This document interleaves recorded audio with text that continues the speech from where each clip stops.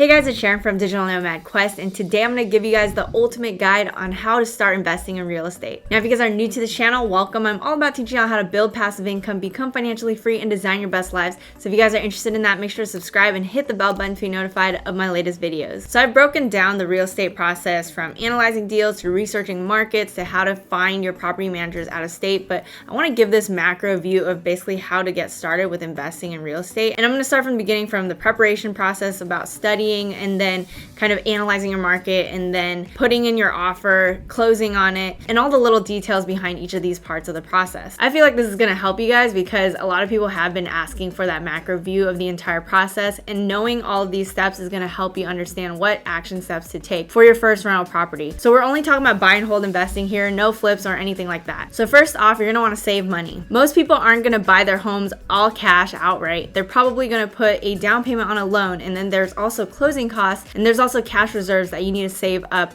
in case anything goes wrong. Now, for the down payment, it's usually 20% of the purchase price, but for multifamily units, it's usually going to be 25%. It also depends what kind of loan you get. So this is basically the scenario of a conventional loan. However, if you got like an FHA loan, that's going to be 3.5% down payment. So it really depends which loan you're able to get. Now, let's just take that conventional loan scenario. Usually it's going to be 20%, right, for the down payment. And then for closing costs, you should estimate maybe 2% of the purchase price. And then you're also going to estimate about 6 months of expenses is what I personally think is good to have in your bank account in case anything goes wrong. So when I say 6 months of expenses, I'm talking about principal, interest, taxes, and insurance.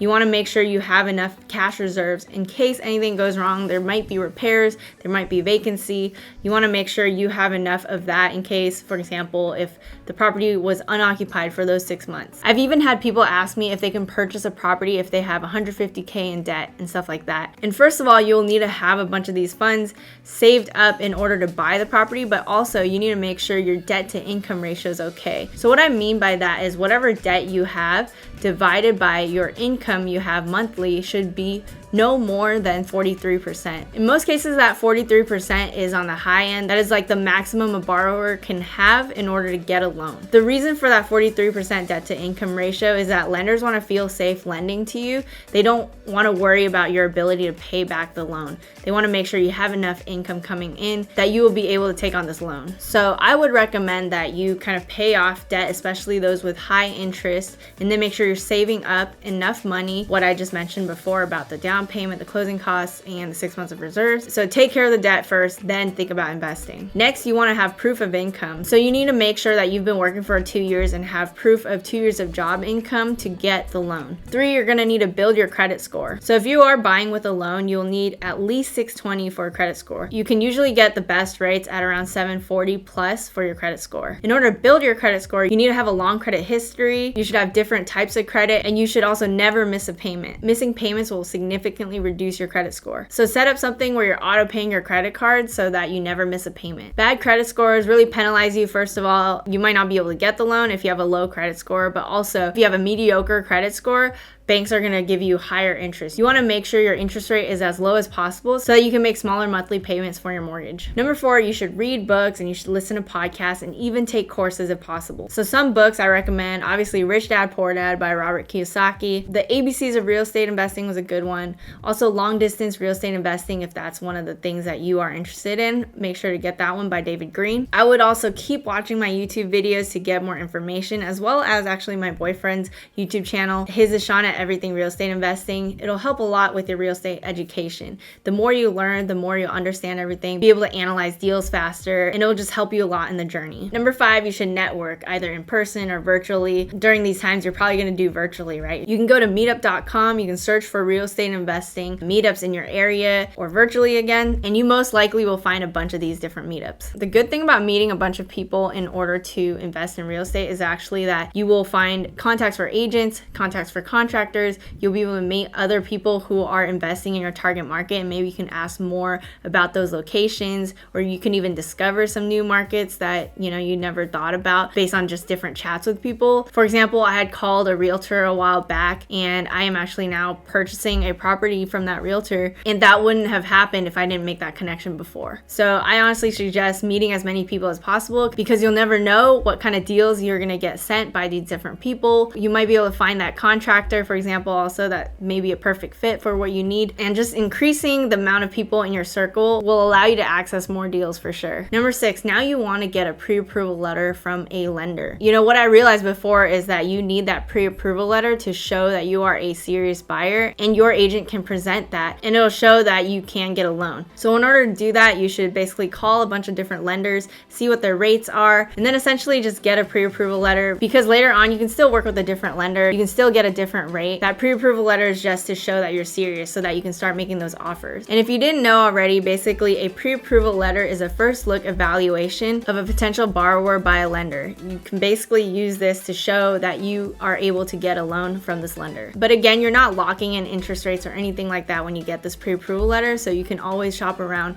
for another lender in the future when you're actually closing. Number 7, you're gonna need to do your research. And what I mean by that is you're gonna need to do your market research as well as your analysis for good deals. So first off, you're gonna need to study different markets. You can check out city-data.com to get a lot of statistics that you'll need to pull in order to see if the target market is good. I actually have a video on this if you wanna check that out. It's basically all about researching markets. You can figure out the different steps and different things you need to look for in order to find a good location for you to invest in. After you've narrowed down your target market, you need to understand how to analyze deals. That basically means that you need to make sure that whatever property you purchase will actually cash flow for you after expenses. You want to make sure you're not getting an alligator property. That essentially means that you're actually paying extra after you're paying off the mortgage and you're getting the rents, you're still coming in negative with the cash flow. You want to make sure you're not doing that, because negative cash flow can be really dangerous for you. I also have a video on this as well.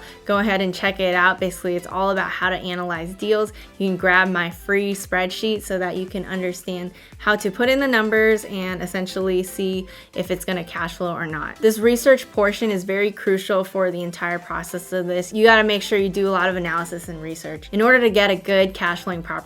Number 8, you're gonna find the deal. So agents are probably gonna be sending you different deals, or you're gonna look on the MLS or Zillow and Redfin and stuff like that. You're gonna see if you can find that one property that you think is gonna be a really good deal. Sometimes it's good to get like a fixer-upper, maybe nothing too crazy, but getting something that has some damages or is in need of some cosmetic repairs that you can do for maybe $10,000 or something like that, which will increase the value of that property. You want to look for something like that in like a really good location. It's usually a good idea to get an ugly home in a good location if you can afford all the repairs. But if you're just starting out, maybe it's easier to not get a fixer-upper. You might get a turnkey property or just something that will essentially cash flow right away without you having to do too much in repairs. Number 9, you should start making offers. And when you're doing this, you should have patience. Some markets are just really competitive that it will take a while for you to get a home finally. It really depends on your market. So some of the markets I've invested in, it's actually pretty easy to win the offer. But, you know, for example, where I live, like in the Bay Area, in order to win an offer, it takes a lot of time. It takes a lot of offers. You might get exhausted, you might give up, but just don't give up. Have patience. It is really a good idea to find a good deal. Don't just settle for something that might be okay, because you'll regret it. Maybe it won't cash flow as well as you have expected. You want to make sure you are finding something that really fits your buying criteria. Don't settle for less. Now, in order to make your offer, you're going to need to make sure you have an agent you're working with usually. This agent is going to be able to send you deals, which will help a lot in your process when you are looking for one that works. You also might want to start vetting out property management companies and things like that, and these people will help you understand the location even better, as well as just give you the right connections and give you the right deals. All right, number 10, once your offer gets accepted, you will be in escrow. Now, during this escrow period, there's a lot of things you'll need to do. So you might want to get an inspector in order to get a home inspection report. You might not need this if the seller already has an inspection report that you can just look at, but usually you're going to need to find one in order to get that home inspection to be safe, in order to make sure there's no crazy defects or anything like that. You also want to get homeowners insurance, and you might want to find your property management company at this time in order to essentially have one prepared when you sign and they can start taking over and helping you. This depends on if you are managing the property yourself or you're going to have a third party do it for you. And lastly, you're going to want to provide those documents for the lender. They might be asking for your tax returns, your W-2, to essentially your proof of income and assets to make sure that you have enough money and you have the ability to pay back the loan. And then after that, you basically are done when everything closes, and then you can start getting the tenants in and you can start cash flowing. So I hope this all made sense. This is essentially the entire ultimate guide to how to start real estate investing. This whole thing takes you from start to finish, from the beginnings of really learning everything, networking, studying, to essentially closing on your first deal. So I really hope this helped. Comment below if any of these things surprise you, or just let me know if you like the video by smashing the like button, subscribe, hit the bell button to be notified of my latest videos, and I'll see you guys in the next one.